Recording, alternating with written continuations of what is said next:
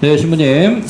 자, 이제 좀 본격적으로 좀 주제로 들어가 볼까 하는데, 일단 신부님이 이제 나눠주실 거의 큰 주제는 깨달은 자로서의 예수라고 이렇게 했어요.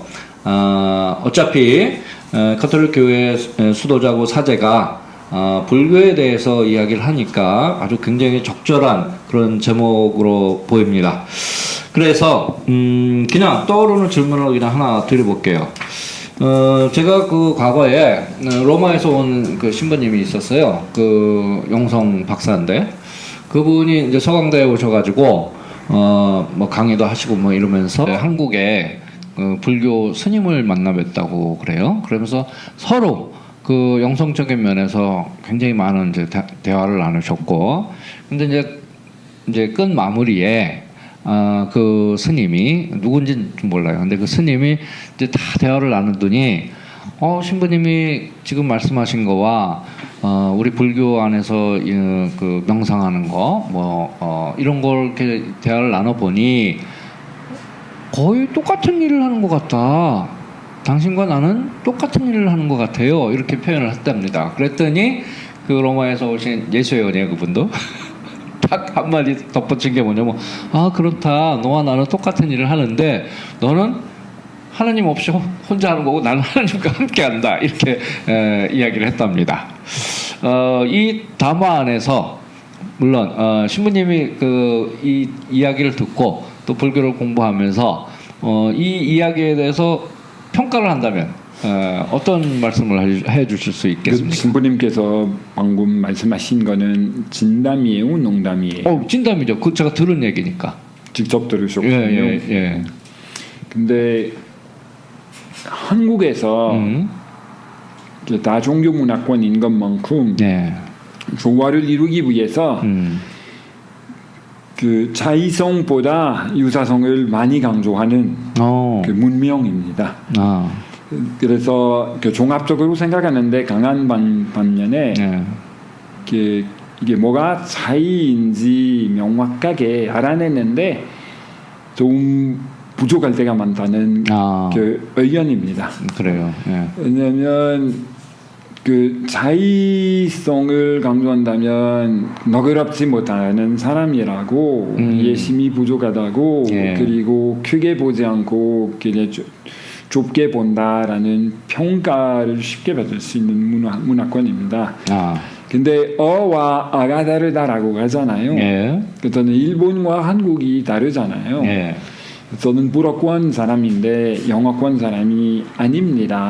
영어는 모국어가 아니고 제1외국어입니다. 그렇죠. 그래서 저는 그 자의성 그리고 잠시만요. 자의성도 인정해야 하고 그리고 뭐 일치되는 것들도 동시에 강조해야 한다고 생각합니다.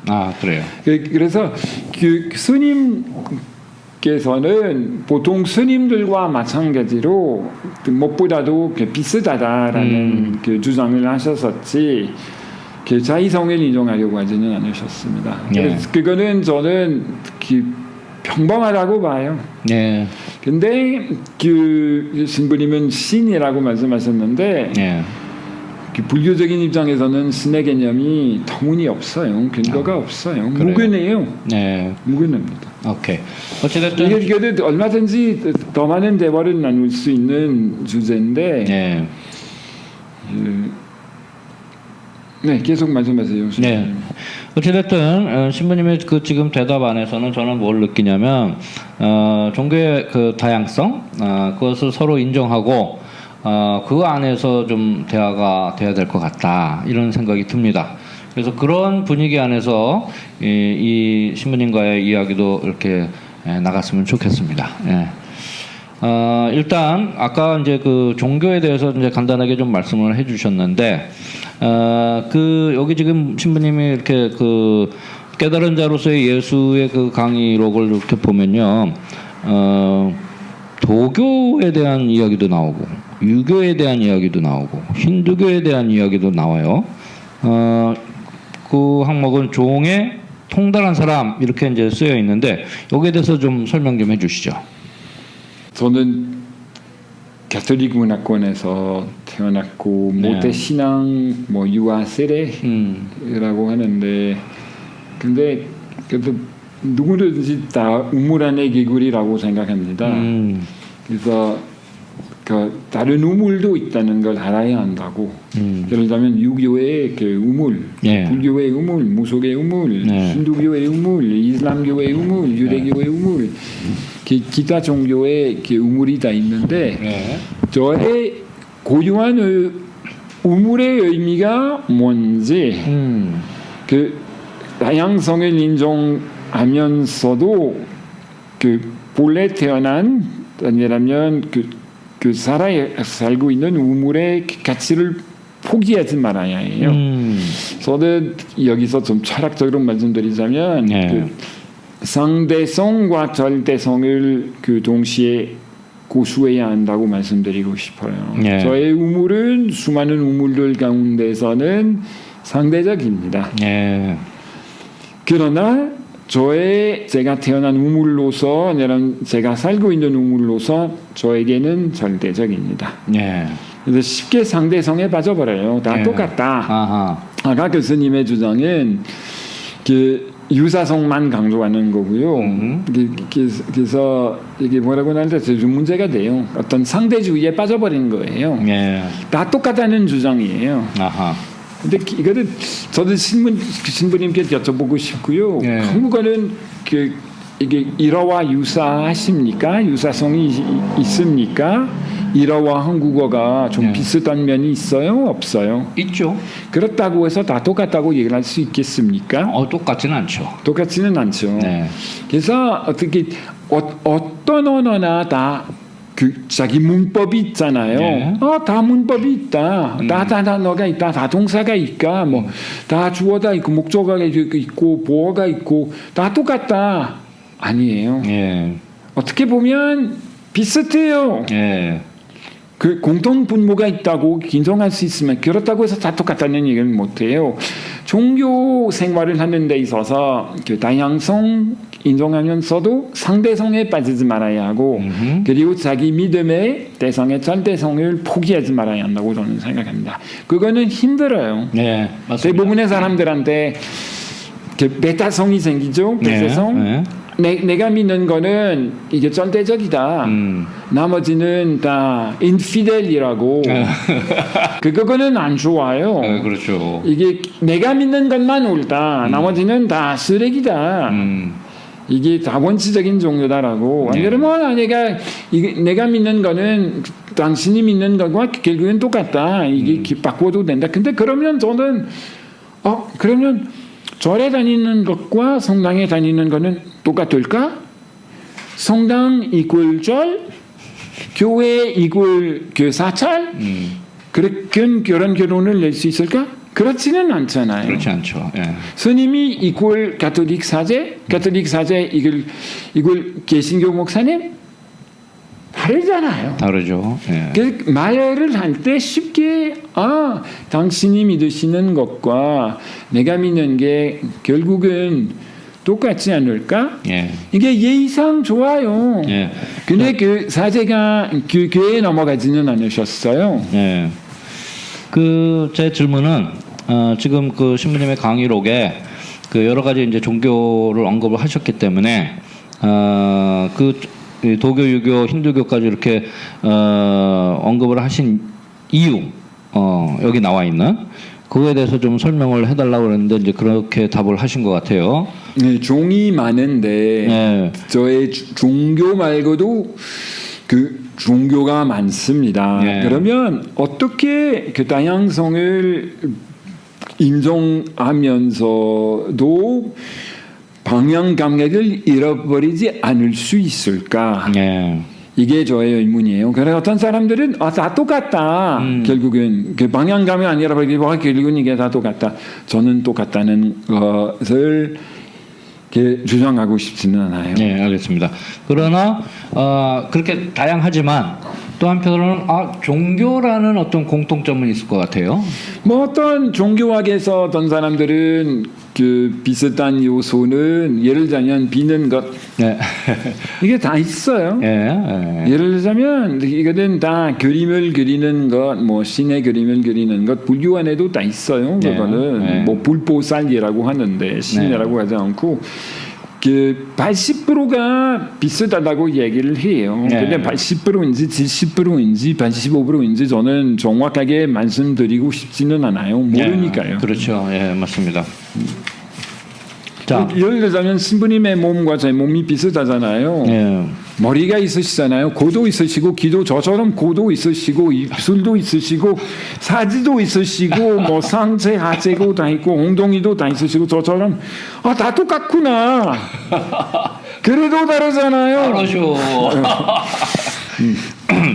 그 같이 자리를 빛내주는 것도 같지만 다릅니다. 자, 그래서 조금 더 이제 질문을 하나 더 한다면 불교 문화권의 그 한국에서 예수 그리스도를 깨달은 자로서의 이해할 수 있지 않을까 이렇게 이제 질문을 스스로 이렇게 써주셨는데 일단 이 불교식 개념인 그 깨달음을 기독교를 해석하는데 함부로 적용시켜 버리면 상당한 그 오해의 여지가 있기 때문에 조심해야 한다고 말씀드리고 싶고요. 예. 그거는 예를 들자면 그 그리스 철학에서 그 플라톤이 그 로고스 얘기를 했잖아요. 말씀. 예. 그래서 그 요한복음 그 머리말에서 그 로고스의 그 개념을 적용시켰습니다. 예. 근데 의미를 바꾼 거죠. 그래서 저는 깨달음의 개념을 그 불교로부터 배워가지고 예. 예수 그리스도님의 신비를 새롭게 해석하는데 적용시켰지만 예. 그렇다고 해서 그 불교식으로 예수 그리스도님을 이해하고 있고 받아들이고 있다고는 말씀드리지는 않을 겁니다. 죽어도 그렇게 말씀 안 드릴 겁니다. 네. 불교에서 그 부처님의 깨달음의 내용이 있다고 얘기를 해요. 이거는 삼명이라고 합니다. 세 가지 것을 밝히 이해하셨다는 거죠. 네. 사실 깨달음의 그 체험을 한다면 이게 무차별계 안으로 들어가서 순수한 의식의 상태니까 내용이 없습니다. 근데 이게 뭐 지복직관과 비슷하다고 볼 수 있겠죠. 근데 이거는 순수한 의식 상태니까 말이 발들여질 틈도 없습니다. 언어 노단의 경지예요. 그래요. 근데 어려워지네. 그거는 언어화할 수밖에 없어요. 네. 사람이 사람인지라 언어 안에서 살아요. 네. 노교에서 노가도 뭐 노자의 도덕경 앞머리에서 노가도 비상도라고 하는데 네. 노라고 이름을 붙일 수 있는 도는 참다운 도가 아니다라고 얘기를 하잖아요. 네. 노는 언어화할 수 없다라는 네. 뜻이에요. 그래도 노자의 도덕경을 썼잖아요. 네. 노가도 비상도라고 갈 때 네. 말을 사용하잖아요. 네. 그래서 이게 언어도단이면서도 사람인지라 언어화할 수밖에 없습니다. 네. 그래서 부처님의 깨달음에 세 가지 차원이 있습니다. 첫 번째는 자기 전생을 다 바라볼 수 있으셨대요. 네. 순식간에. 네. 자기가 뭐 400억 번 그 윤회했었다라고 한다든지 뭐 엄청나게 많이 윤회했었다라고 얘기를 해요. 예. 깨닫기 직전까지 와 나는 윤회 많이 했다. 모기도 되고 악어도 되고 바퀴벌레도 되고 그 생명체의 온갖 체험을 했었다는 뜻이에요. 예. 그래서 이건 생명체로서 사는 게 나는 안다. 전부 다 안다라고 온갖 그 생명체가 지닌 온갖 체험을 했었다는 뜻이에요. 네. 그리고 노를 통하는데 시간이 많이 걸렸다. 이 뜻이에요. 이게 첫 번째 내용이에요. 두 번째는 나는 깨달았지만 다른 중생들은 아직도 생사윤회하고 있구나. 고통바다를 헤엄치고 있다는 뜻이에요. 고통의 바다. 네, 고통의 바다를 헤엄치고 예. 있다라고. 그래서 나는 애달의 경지를 자산했지만 네. 그들은 아직이에요. 이게 예. 자와 타의 관계잖아요. 네. 근데 세 번째는 왜 생사윤회를 하는지 네. 이게 제바퀴 돌듯 왜 그 악순환의 고통의 악순환에 빠져서 네. 애달을 얻을 수 없는 이유는 찾아내셨어요. 그 차크라가 돌아가는 이유. 네, 바퀴. 네. 네, 이게 뭐 삼사라라고, 네. 삼아 사카라라고 하셔도 되고 여기 삼사삼섬서라고 하는 게 더 정확하고요. 네. 이게 집착이기 때문에 이게 집착. 기타 무상한데 근데 무상하지 않은 것처럼 집착이기 때문에 문제가 된다. 예. 이제 사람을 사랑하는데 이거는 영원토록 기계지상에서 서로 사랑하려고 하는데 이별의 아픔을 조만간 죽음 때문에 겪어야 할 것인데 그 집착하지 말아야 한다는 얘기예요. 네. 그 세 가지를 깨달으셨다라고 그래요. 예, 아이고 이거 첫 시간부터 부처님의 깨달음 세 가지를 이렇게 나눠주시고 그러니까 첫 시간부터 굉장히 어려운 듯한 느낌을 받습니다. 죄송합니다. 이게 쉽게 풀어드리려고 애를 썼음에도 네. 불구하고 실패한 것 같아서 좀 아니요. 섭섭합니다. 실패는 아니고 간단 명료하게 이렇게 말씀을 해 주시려고 보니까 간단하니까 그걸 우리가 이제 듣기에 또 저로서는 카톨릭 사제가 불교에 대해서 문외한이고 그러니까 좀 어렵다라는 느낌을 받는 거고요. 그걸 이제 나중에 또 네. 하나씩 풀어주시면 좋을 것 같아요. 자, 그래서 그리스도교 관점에서 그 삼명 세 가지의 밝음. 그래서 그걸 좀 말씀을 이렇게 좀 해주신 것 같고. 이것과 맞물려야 하는 것은 깨달은 자로서 예수 그리스도님에 대한 말씀인데 네. 그러니까 예수 그리스도님께서 깨달으셨다라고 말씀드릴 때 네. 그 부처님께서 뭐 시다르타고 말한 사람이 네, 그 깨달음의 체험을 했을 때 깨달은 바와 완전히 다르다는 걸 많이 강조해 드려야 해요. 그렇지 않으면 이게 예수 그리스도님께서도 자기 전생을 다 바라보셨다고 그리고 중생들이 생사윤회한다는 걸 바라보셨다고 그리고 그 생사윤회의 원인을 예수 그리스도님께서 깨달으셨다라고 말도 안 되죠. 네. 생사윤회 개념이 없습니다. 그렇죠. 기독교 안에서. 맞습니다. 그리고 본래 깨달음의 개념도 없고 그리고 그게 뭐 인연법도 없습니다. 네. 그래서 예수 그리스도님의 깨달음이라고 할 때 저는 성령에 가득한 체험이라고 의미를 부여하고 있습니다. 네. 그리고 지금 이제 신부님 여기 이제 써놓은 걸 보면 불교는 지혜의 종교인 반면 기독교는 계시의 종교다.